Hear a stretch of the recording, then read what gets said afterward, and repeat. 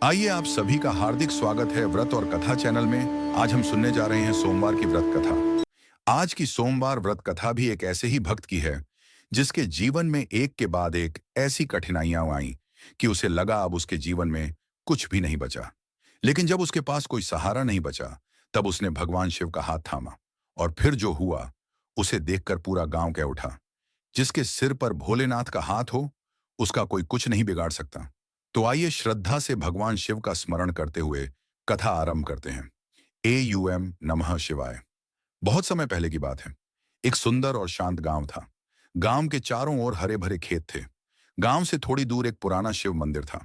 मंदिर बहुत बड़ा नहीं था, लेकिन वहां भगवान शिव का एक प्राचीन शिवलिंग स्थापित था। कहा जाता था कि वह शिवलिंग स्वयं धरती से प्रकट हुआ था। गांव के लोग सुबह शाम वहां पूजा करने जाते थे। उसी गांव में माधव नाम का एक किसान रहता था। माधव गरीब था, लेकिन उसका मन बहुत साफ था। उसके पास थोड़ी सी जमीन थी और उसी से उसके परिवार का पालन पोषण होता था। उसके परिवार में उसकी पत्नी गंगा, बूढ़ी माँ और एक छोटा बेटा केशव था। माधव हर सोमवार को सुबह उठकर शिव मंदिर जाता था। वह शिवलिंग पर जल चढ़ाता और दोनों हाथ जोड़कर कहता, हे भोलेनाथ, मेरे पास आपको देने के लिए कुछ नहीं है। मेरे पास न सोना है न चांदी।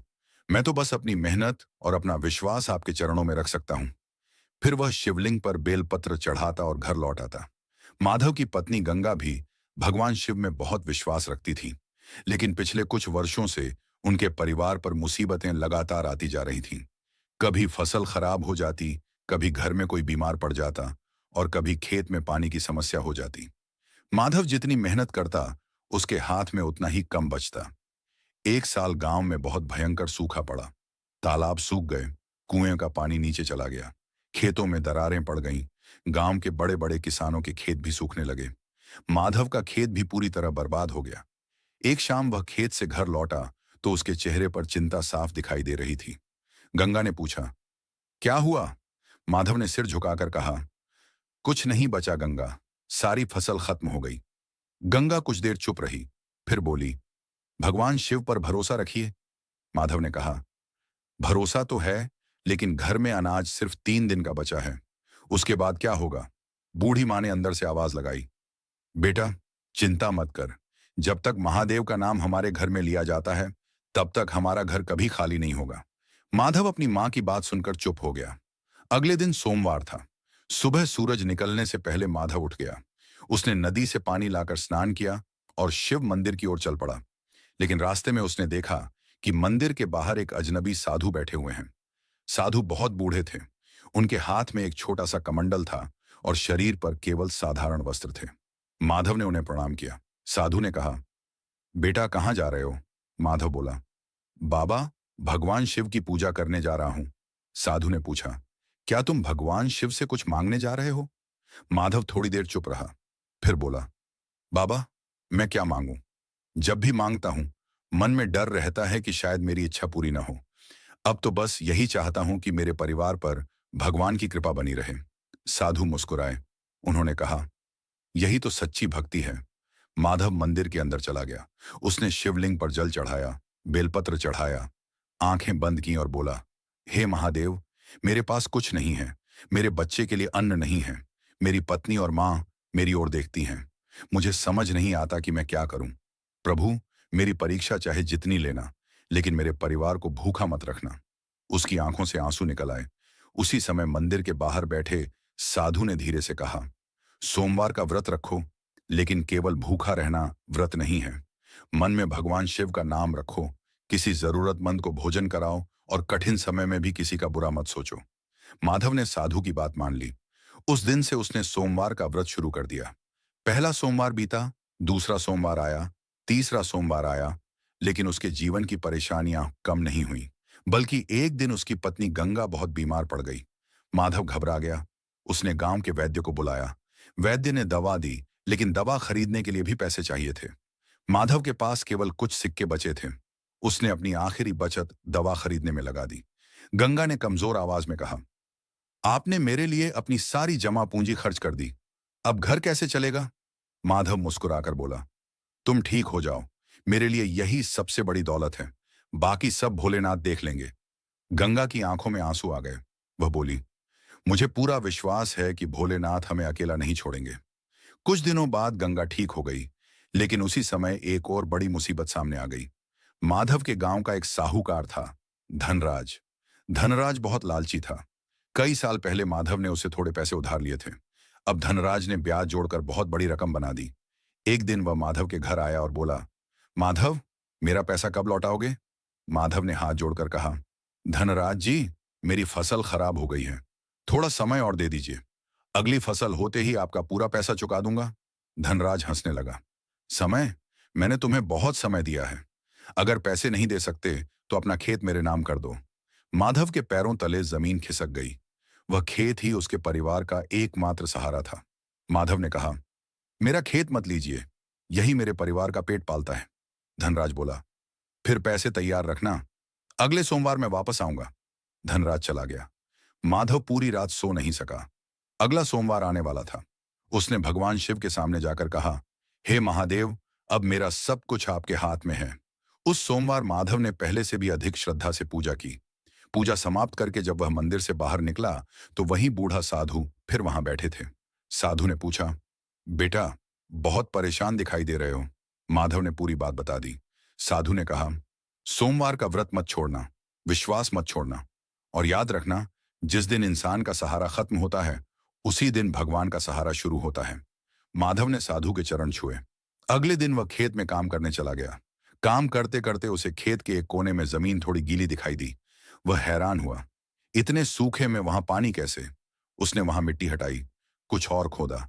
अचानक नीचे से पानी की पतली धार निकलने लगी। माधव खुशी से चिल्लाया, पानी! यहां पानी है!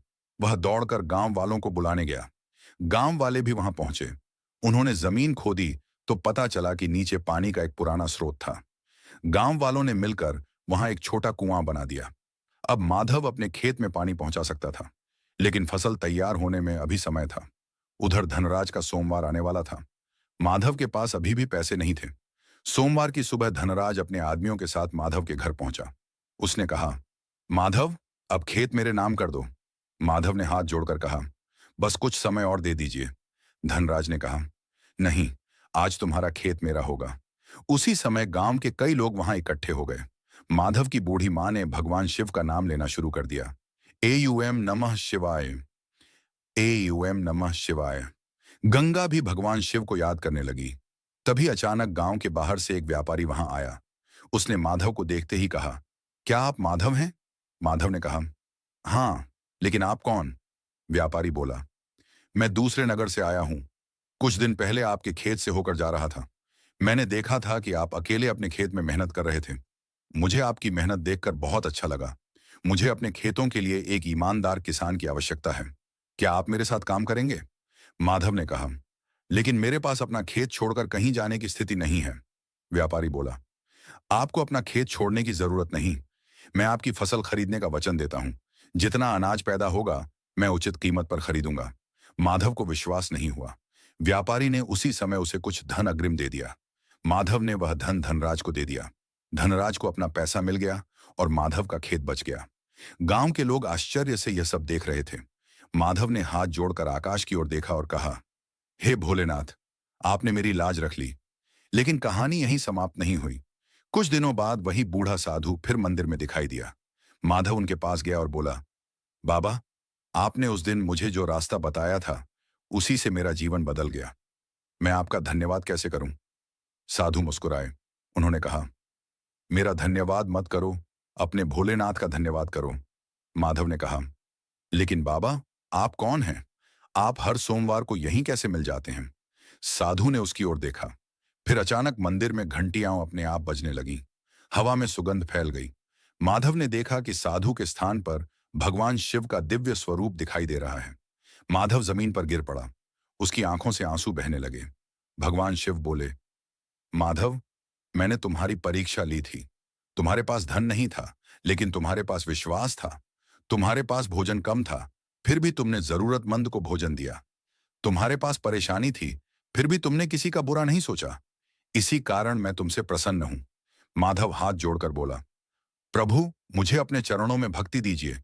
मुझे ऐसा धन नहीं चाहिए जो मुझे आपसे दूर कर दे। भगवान शिव मुस्कुराए और बोले, जो भक्त सच्चे मन से मेरा स्मरण करता है, मैं उसके साथ रहता हूं। लेकिन याद रखना, व्रत केवल भूखे रहने का नाम नहीं है। व्रत मन को पवित्र करने का संकल्प है। इतना कहकर भगवान शिव अंतर्धान हो गए। माधव कुछ देर तक वहीं बैठा रहा। उस दिन के बाद उसका जीवन बदल गया। उसकी फसल अच्छी होने लगी। उसने धीरे धीरे अपना कर्ज चुका दिया। उसके घर में फिर कभी अन्न की कमी नहीं हुई। लेकिन माधव ने अपनी पुरानी जिंदगी को कभी नहीं भुलाया। वह हर सोमवार भगवान शिव की पूजा करता, गरीबों को भोजन कराता, जरूरतमंदों की सहायता करता और गांव के लोगों से हमेशा कहता, जब जीवन में सब रास्ते बंद हो जाएं, तब एक बार सच्चे मन से भोलेनाथ को पुकारना। हो सकता है भगवान उसी समय तुम्हारे लिए नया रास्ता खोल रहे हों। कहते हैं कि भगवान शिव अपने भक्तों की परीक्षा जरूर लेते हैं, लेकिन सच्चे भक्त को कभी अकेला नहीं छोड़ते। इसलिए यदि आपके जीवन में भी कोई परेशानी है, तो घबराइए मत। सोमवार के दिन श्रद्धा से भगवान शिव का स्मरण कीजिए।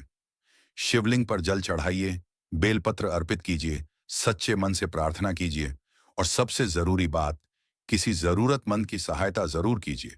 क्योंकि भगवान शिव को केवल मंदिर में नहीं, बल्कि हर जीव में देखना ही सच्ची शिव भक्ति है। हे महादेव, जो भक्त यह सोमवार व्रत कथा सुन रहे हैं, उनके जीवन के सभी दुख दूर करना, उनके घर में सुख शांति बनाए रखना। जिसके घर में आर्थिक परेशानी है, उसके लिए मेहनत और सफलता के रास्ते खोलना। जिसके मन में चिंता है, उसे शांति देना। और जो भक्त सच्चे मन से आपका नाम ले रहा है, उसकी भक्ति स्वीकार करना। जय भोलेनाथ। हर हर महादेव। प्रिय भक्तों, आपको यह कथा अच्छी लगी तो चैनल को लाइक और सब्सक्राइब जरूर करें। धन्यवाद।